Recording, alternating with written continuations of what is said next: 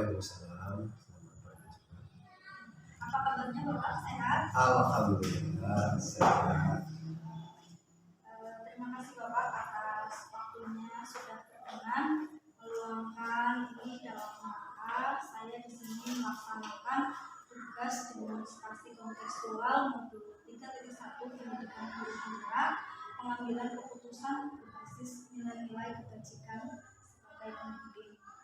Baik Bapak, untuk menyingkat waktu ini karena Bapak juga sangat padat ya kegiatannya.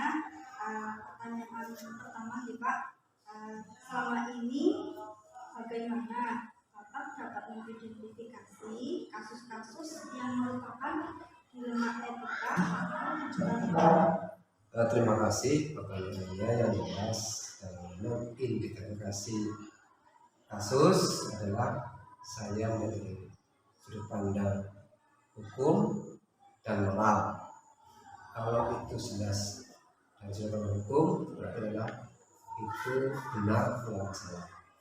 Tapi apabila itu adalah benar melawan benar, maka itu sebagai dilema etika yang tentunya perlu dicarikan solusi masalah.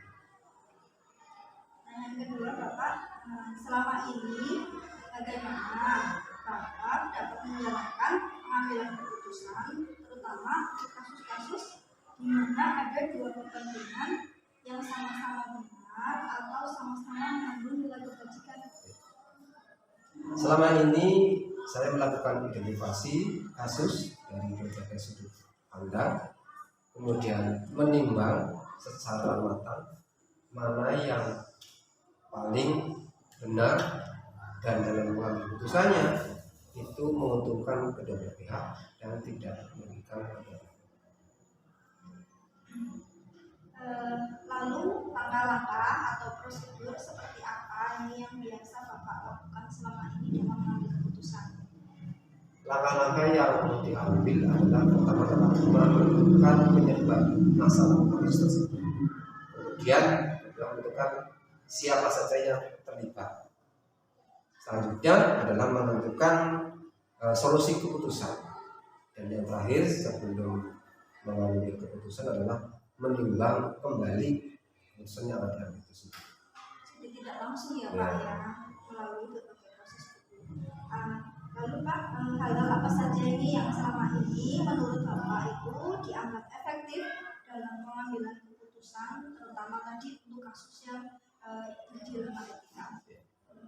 Di sini dilakukan analisis ya kasus, kemudian menentukan solusinya sesuai dengan peraturan dan norma yang berlaku serta mengedepankan kepentingan umum dan menemukan solusi yang bermanfaat bagi orang banyak dan baik secara jangka panjang.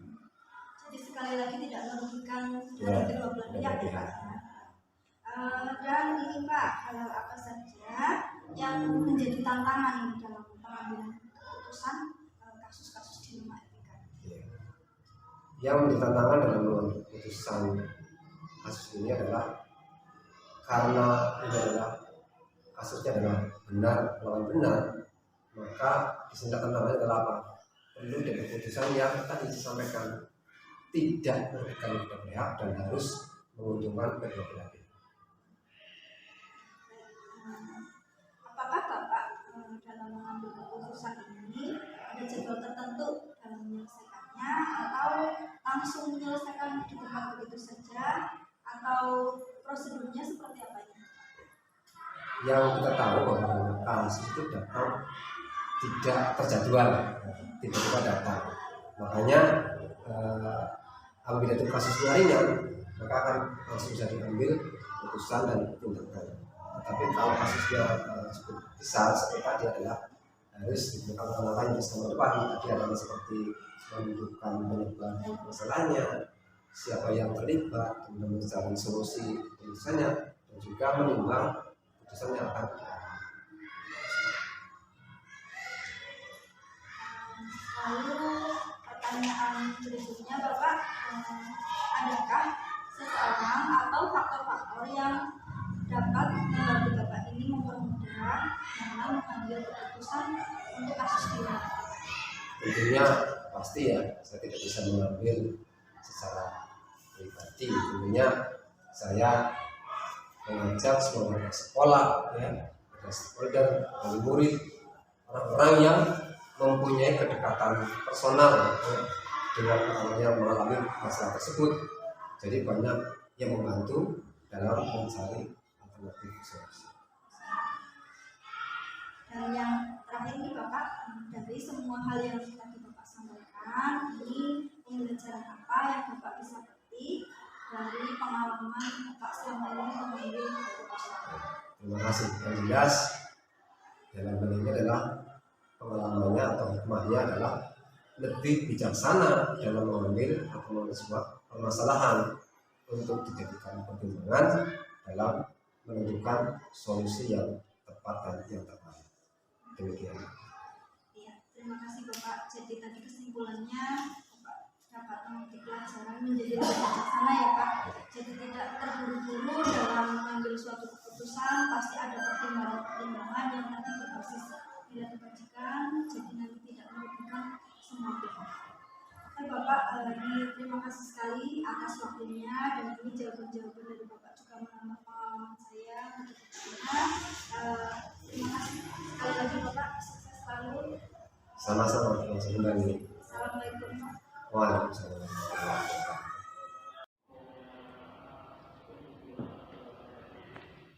Assalamualaikum Ibu.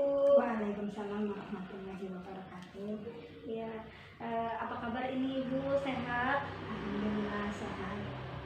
Terima kasih atas Ibu berkenan meluangkan waktu dalam rangka saya melaksanakan tugas demonstrasi kontekstual modul 3.1 pendidikan guru penggerak, yaitu pengambilan keputusan berbasis nilai-nilai kebajikan sebagai seorang pemimpin. Untuk menyingkat waktu Ibu, karena sepertinya Ibu sibuk sekali ya, saya akan bertanya beberapa hal tentang pengambilan keputusan. Yang pertama Ibu, selama ini bagaimana Ibu dapat mengidentifikasi kasus-kasus yang merupakan dilema etika atau rujukan moral? Ya, sebagai seorang pemimpin sekolah, saya pernah menghadapi berbagai situasi di mana saya harus mengambil suatu keputusan. Jika suatu keputusan terdapat nilai kebajikan universal yang sama-sama benar namun saling bertentangan, maka ini adalah dilema etika. Tetapi apabila situasinya satu benar, satu salah, maka termasuk rujukan moral. Tentunya ini bukan hal yang mudah bagi saya, karena setiap pengambilan keputusan akan merefleksikan integritas sekolahan dan nilai-nilai yang dijunjung tinggi oleh sekolah terhadap keputusan-keputusan tersebut kelak akan menjadi teladan atau panutan bagi seluruh warga sekolah dan lingkungan sekolah. Yang kedua, baik Ibu, kita ke pertanyaan nomor 2. Selama ini bagaimana Ibu menjalankan pengambilan keputusan di sekolah, terutama untuk kasus-kasus di mana ada dua kepentingan yang sama-sama benar atau mengandung nilai kebajikan universal? Ya, sesulit apapun kasusnya ya, karena sama-sama mengandung nilai kebajikan, sama-sama benar, kita tetap harus mengambil keputusan yang terbaik. Dan untuk itu kita harus berdasarkan kepada 3 unsur. Yang pertama yaitu berpihak kepada murid, yang kedua harus berdasarkan nilai-nilai kebijakan universal, dan yang ketiga kita harus bertanggung jawab kepada segala konsekuensi dari keputusan tersebut. Selanjutnya, langkah-langkah atau prosedur seperti apa yang biasa Ibu gunakan selama ini dalam mengambil keputusan? Prosedur pengambilan keputusan atau langkah-langkah yang saya jalankan selama ini yaitu, yang pertama saya menganalisis atau mengidentifikasi permasalahan tersebut, apakah termasuk rujukan moral atau termasuk dilema etika. Kemudian yang kedua, kita akan menentukan siapa saja yang terlibat dalam kasus tersebut. Yang ketiga, membuat keputusan berdasarkan 3 unsur pengambilan keputusan, yaitu berpihak pada murid, berdasarkan kebijakan universal dan bertanggung jawab terhadap segala hasil keputusan. Kemudian yang 4, kita menguji kembali keputusan yang diambil melalui musyawarah bersama. Kemudian hal-hal apa saja yang selama ini menurut Ibu ini efektif dalam pengambilan keputusan untuk kasus-kasus dilema etika? Hal-hal yang selama ini atau menurut saya langkah-langkah yang saya ambil itu sudah cukup efektif, mulai dari mengidentifikasi kasus, mendasarkan kepada kepentingan umum dan peraturan yang berlaku, dan memusyawarahkan kembali keputusan yang telah diambil sebelum menjadi keputusan final atau keputusan akhir. Selanjutnya, hal-hal apa saja ini yang merupakan tantangan dalam pengambilan keputusan untuk kasus-kasus dilema etika?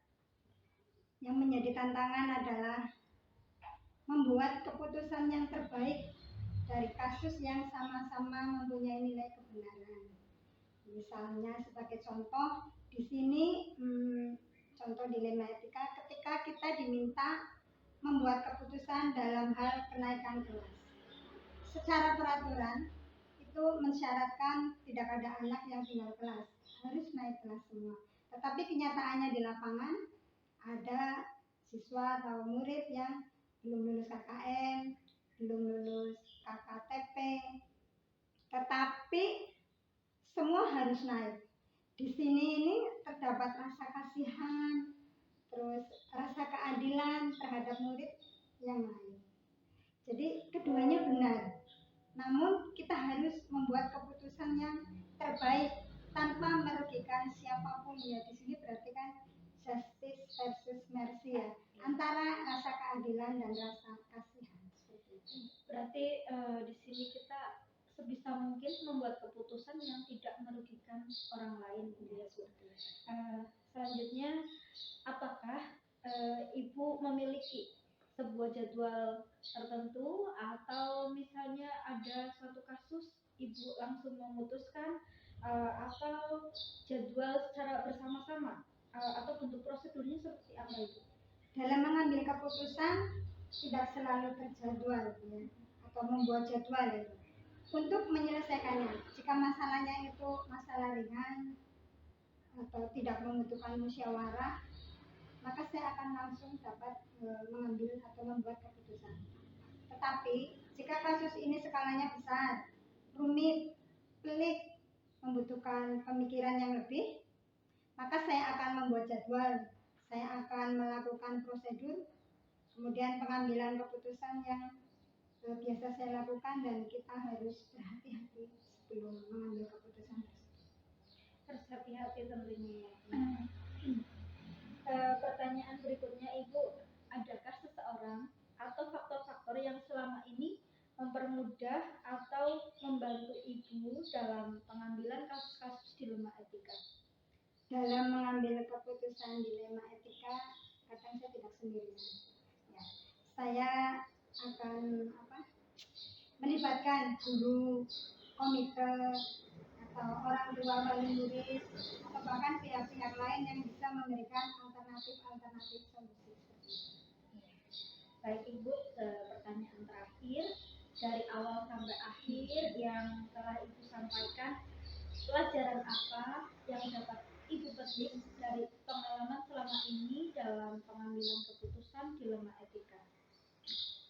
Pelajaran yang dapat saya petik dari pengalaman saya ya, mengambil keputusan dilema etika adalah hati-hati dalam bertindak dan menjadi pribadi yang lebih bijaksana dalam mengambil sebuah keputusan agar tidak merugikan pihak lain atau pihak tertentu. Jadi intinya harus lebih berhati-hati. Baik Ibu, ini luar biasa sekali. Ini saya juga mengambil pelajaran dari Ibu ya, belajar banyak. Kedepannya semoga saya juga bisa lebih hati-hati dalam mengambil sebuah keputusan, terutama untuk murid-murid saya di kelas. Ini terima kasih sekali Bu, sekali lagi atas waktunya sudah berkenan untuk berdiskusi, menjawab pertanyaan dari saya. Semoga Ibu sukses dalam berkarir, sehat selalu Ibu. Kalau begitu, Assalamualaikum warahmatullahi wabarakatuh. warahmatullahi wabarakatuh. Waalaikumsalam warahmatullahi